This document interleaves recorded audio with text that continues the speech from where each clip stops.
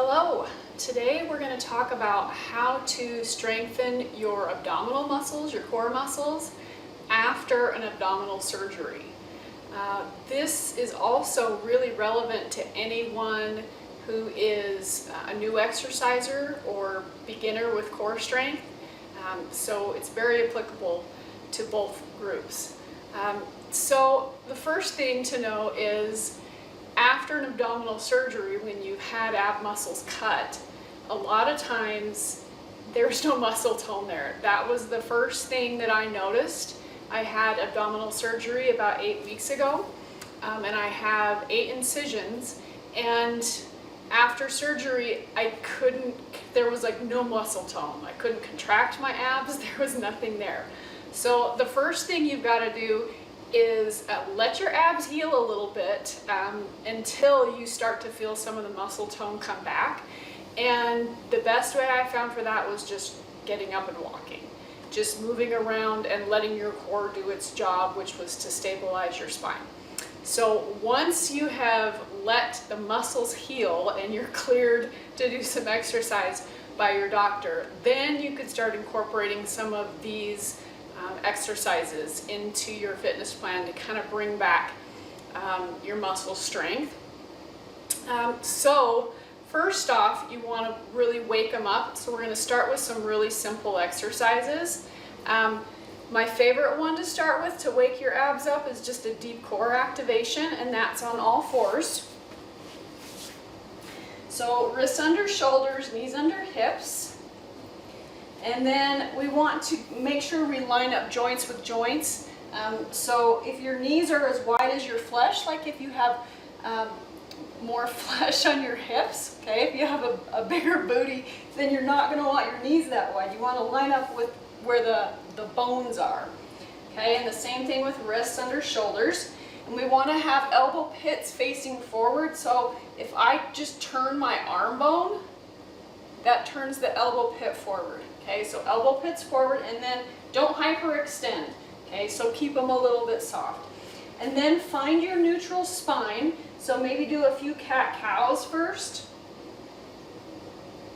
until you can find neutral right in the middle with your whole spine. So head down to tailbone, and then you just slowly lift one hand up. Just really, and just even barely off the floor, and then that should help contract. It feels like a big belt. And then you relax your core and then lift until you feel it engage. And it's not sucking in, it's just creating muscle tone so that you can stabilize your spine. And then we do that a few times on each side. And then the next level would be with your knees, lifting one knee at a time. And this gets a little tricky because our body wants to go to the path of least resistance, which is just leaning. And that does not engage the core. So what we want to do is barely lift the knee and maybe even not lift it all the way off the ground. Just try and lift it so that your hips don't shift. And then we do that a few times on each side. But if your hips start to shift, then just attempt to lift your knee, but maybe don't lift it all the way off the ground. And then after you've done that a few times, hands and knees, give it a rest. And of course, if anything hurts or pulls, then maybe wait a little longer before you attempt this. One of the things I also noticed after my abdominal surgery was how tight and shortened I felt like my abs were. Like I couldn't do extensions or twists at all. So be really careful with those.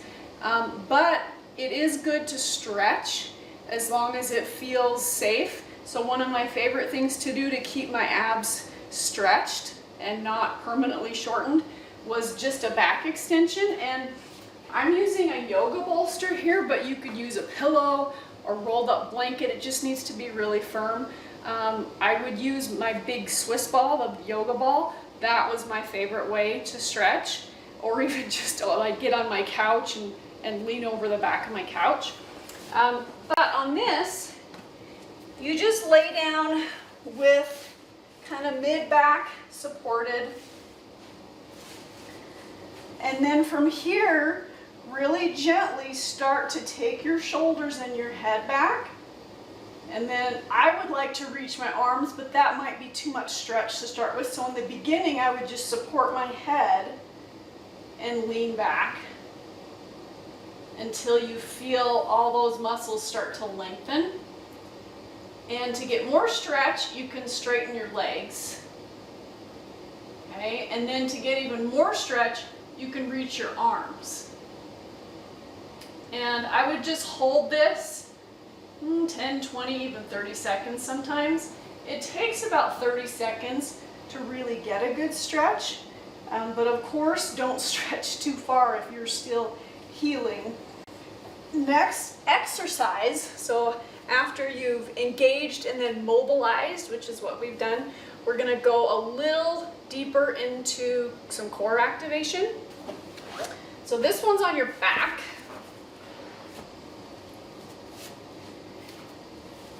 And again, you've got to listen to your body. This one was kind of hard for me in the beginning because I did have a really low, big kind of C-section type incision. So I had to be really careful on this one. So arms down at your side. Push your shoulders into the ground. Bring your feet hip-width apart. Okay? And then you barely, slowly start to lift one heel. I'll do the other side, it's probably easier to see. You start to lift one heel and then push your lower back towards the ground. And you think about pulling your belly in towards your spine, but not sucking in. Okay? And then you'll start to feel that lower core engagement. And if it feels safe, you can slowly lift one leg up.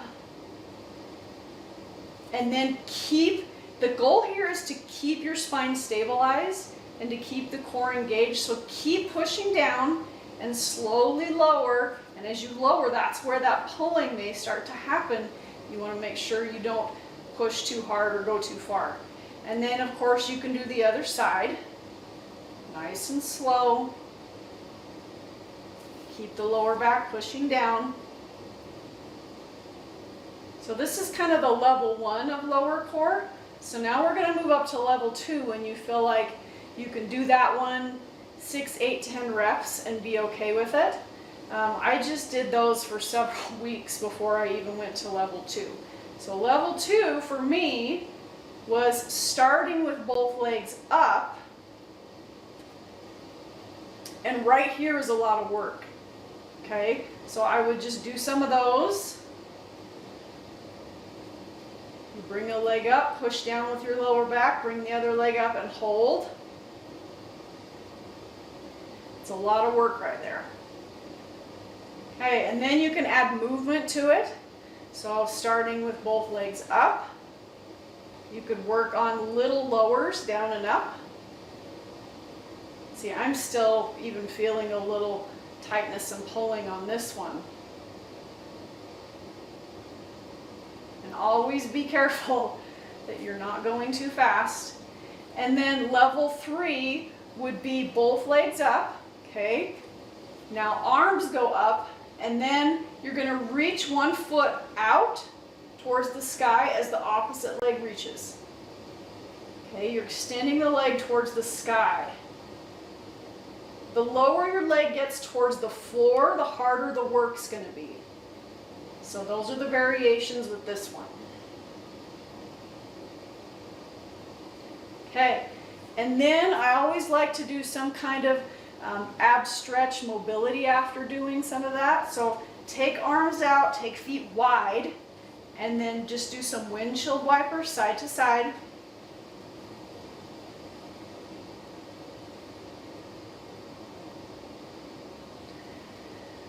Because the hip flexors tend to get tight too when your abdominals are getting tight. And this helps with both of those. Okay, and then one of the next exercises I would recommend would be a side plank. So flip over onto one side. We're going to do a modified side plank. Elbow under shoulder and knees together and bent. Okay, and then we lift up and down. Depending on where your incisions are, like I had some on both sides in the middle, you know, you'll have to decide what's appropriate for you. Of course, the bigger the incisions, the more important it is to let them heal and be really gentle. So then you could flip over. I'm just doing a few here. Start with low reps and work your way up. Just gently up and down.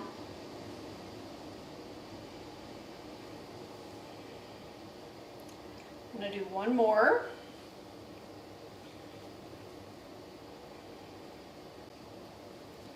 And then maybe you might want to start working into some planks. Very low intensity, low stress planks.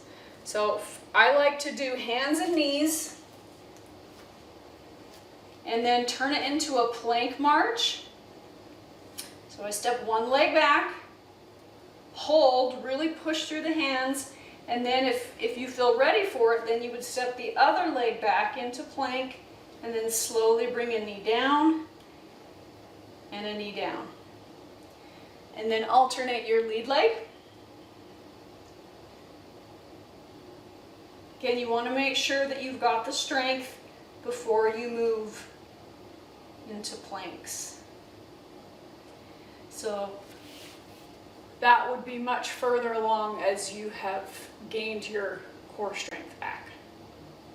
And then finish up with some kind of ab stretching. So we did the one with the bolster. Another one I like to do is just an extension. Okay, so on your knees, or you can do this standing too. On your knees, tuck your tailbone, and then bring hands to platter hands and drive your elbows down. And then just lift your chest up and maybe look up a little bit. And that will get some nice length in the abdominals. And then release. All right, so go ahead and maybe test out a few of those, see which one worked for you at your level of recovery. And I hope you can get some of your ab strength back quickly. Thanks for joining.